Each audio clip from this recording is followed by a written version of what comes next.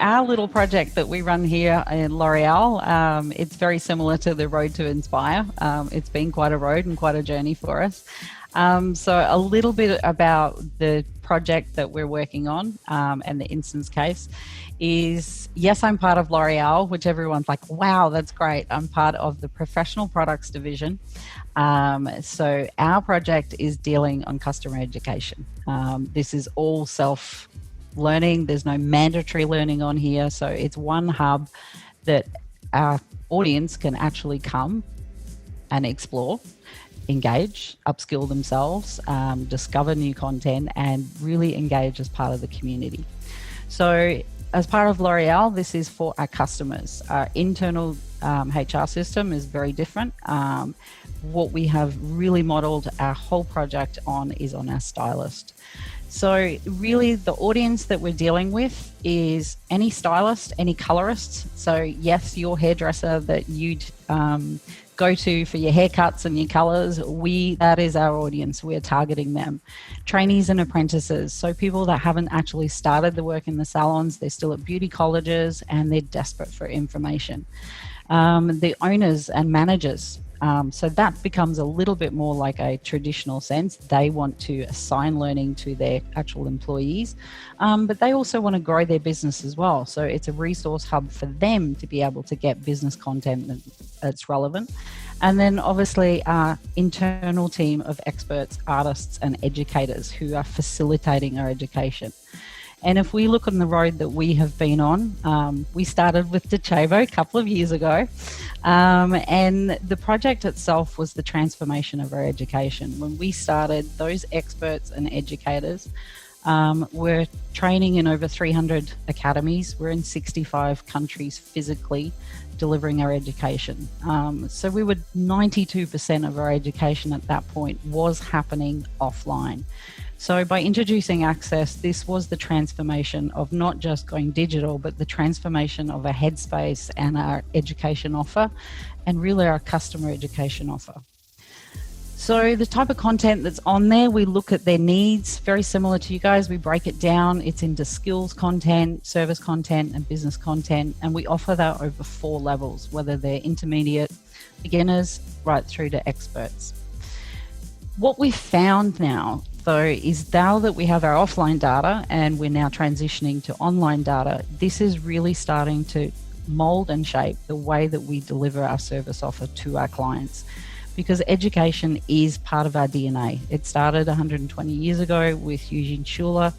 When he started L'Oréal and his first hair color product, he realized the product was nothing without someone knowing how to use it and in the environment it should be used. So by taking that methodology of our education, we've managed to expand our reach by going online. So what does that look like? We're a little bit different. We have Access. It's at the heart of a whole complete ecosystem that we deliver. My job is working with the 10 brands that we work with. So that was one of the challenges we had over the years with Docebo is, normally you can decide internally what your platform's going to look like and what color it's going to be and what it's going to be called. But when you have to find and actually brand something that represents 10 different brands so their audience feels comfortable in there, that was a challenge. But essentially it's the heart. Everything happens for us on social first. That has been absolutely pivoted and escalated, obviously starting in March, like we all were. We were off the road, our educators were furloughed, so they took to social. They wanted to stay connected with their clients, recommend them what they can do, upskill themselves, and obviously their salons and stylists. So now this has developed as we move out of COVID periods. We have a robust social system, CRM marketing campaign, instant messaging, that these education teams in the countries are communicating learning paths and opportunities, engaging and sharing. So if we look at our content type, it really starts with inspiration and hook content. So for me as digital learning director, I'm having to produce content not just for my LMS, but for my social channels, and even really looking at how do we get people onto this platform? How do they know about it? So awareness content. Once they're engaged and enrolled, whether it be online or offline, the journey is the same. We give them pre-teasing content prior to their event offline or their training offline, and the same if it's online. If it's online, we'll give them a little bit of pre-learning or a teaser video, even in the course description, so that they can really feel they're knowing they're in the right space and this is exactly what they want to learn. We're very aware most of the time these guys are learning on their time, so we want to make sure it's a great experience for them, it's engaging, and they're having fun the whole time.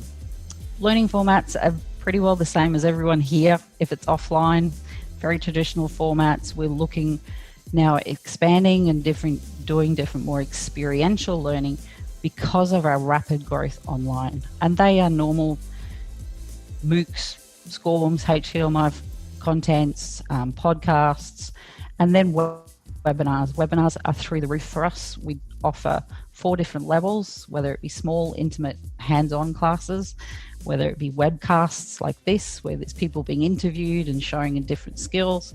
And then we have our events that are just starting off now online, right through to one-on-one consultations. Everyone can be booked and managed on Access. And the secret to both is creating this loop. So a learner journey for us is not a learning plan, they start and they finish. We want to encourage them to continuously learn.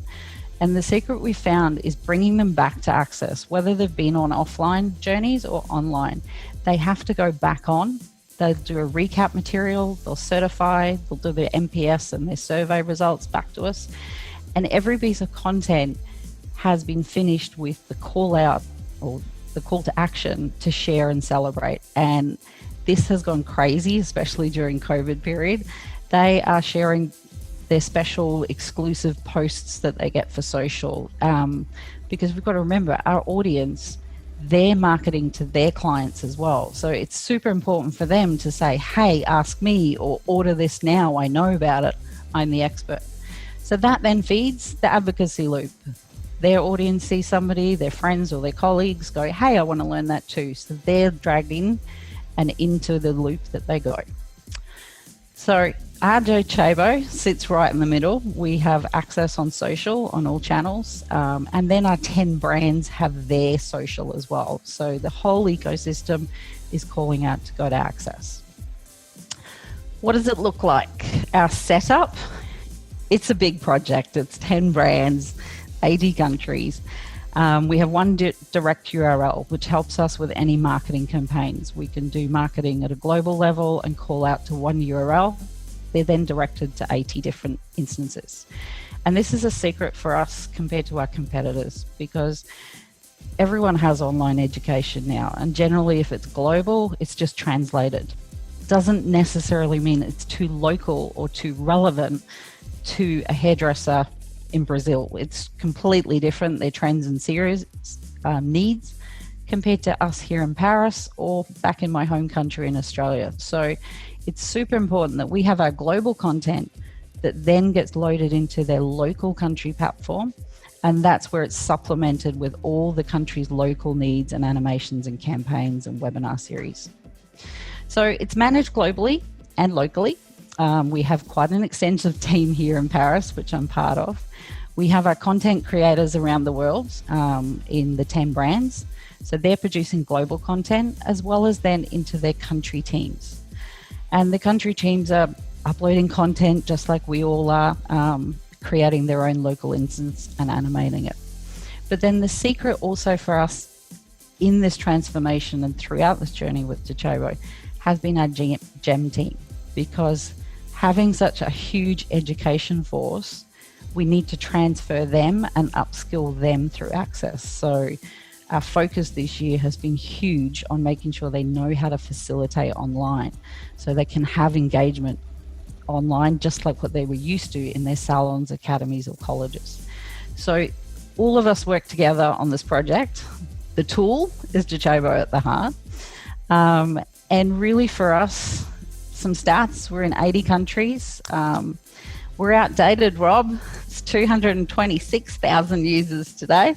Continually we're growing. Every time we do a media campaign, a recruitment process, we're getting new stylists. On average, we're growing 4,000 users a week. They're engaging in content, which is fantastic. A content type, traditional e-learning, so certifications with fantastic social posts they can share. Videos, equally number of same. But what we're really noticing, the trend is, depending on the part of the world, whether they want video content or they actually want that deep learning. Because remember, in us ecosystem, we're offering a lot of content outside of it. So that video format we're finding when they're on Access, it has to be a very different type and in-depth learning. So it can't be too lightweight. And we're super excited because yesterday we had 100,000 participant in their webinar, and that has been the rapid growth this year for us. Is everything is on about keeping that human connection, just like we are today. We want to see people, we want to be engaged. So webinars has been a complete pivot for us pretty well since March, and we're super happy with the result. So how do we keep it relevant and engaging? The next slide. Is our stylist. And this was part of, again, the reason that we've taken 3 years to get where we are. We started with 5 countries and a very, very clunky MVP model that wasn't really stylist friendly. We were trying to make it about us and our brand and the way that we wanted to be represented. But when we really stopped and listened to our stylists after the first year, we grew to 20 countries. Again, we were having great success with the stylists that were there, but then it was our teams that weren't ready. So that's where we had to transform our teams to feel safe with still delivering offline education and not be threatened by this huge growth and demand for online. So whether it's our UX and our partnership with Docebo, whether it is our content, it always starts with a stylist, and we listen to them. That's why we have evolved. We're on our 3rd UX, and we are now mobile first. No piece of content goes on the platform unless it is designed for mobile. And if you think of our audience, if you go in with your picture from your mobile going, I want this hairstyle, the reality is you are putting that stylist in a position they either know or they don't, and they don't have the time to whip out their laptop, go searching and be enrolled in a program that's recommended to them. They need to be able to type into Google what it is and be directed. So we work super hard on Google search tags, everything to keep the content relevant and make sure we're the first point of call for them. Because our just-in-time is making sure by the time they come out with their cape and their towel, they're ready to know what it is they're going to do for their customer. So everything starts with that listening, finding them back. We had an example as we analyze all the data that's coming, the search trends. But last year we had one piece of content which we call Top Shelf. It was a skills piece of content, core for one of our brands, huge investment in producing this SCORM, and it was gamified. It had every bell and whistle you could want, but we had a tragic completion rate. Like, it was just not getting finished. So when we really did apply this philosophy that we all now live and breathe by, is we listened, we asked them, and it was simple things. They weren't being able to find the content for a start on the platform. It was too complicated. They couldn't actually, the course name was about the brand, not about actually what the content was about. So by changing it and giving this teaser content before, we snapped it down, we relaunched it, and the example on one piece of content was doubling enrollments, and significantly new enrollments were able to be found because it was just framed better. So we apply this philosophy, whether it be with our platform and our UX or with our content. Is it stylist? We listen to what is happening online. What do they want? What do they need? And we put it on Access for them. Whether they find it on social, they'll end up there at the heart of it.